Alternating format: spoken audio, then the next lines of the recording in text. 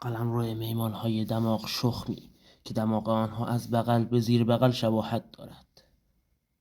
بی پدر دماغ شخمی تا ما را می‌بیند جوگیر شده و مانند پلشت‌ها خود را به آب می‌اندازد.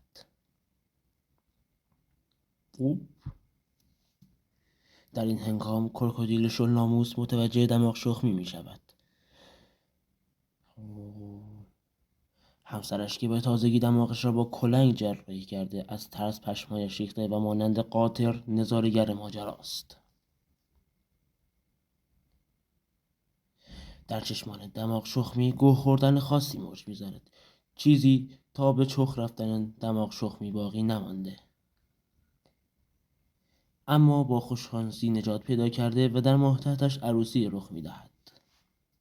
ای بابا، اینا که شانس ماه.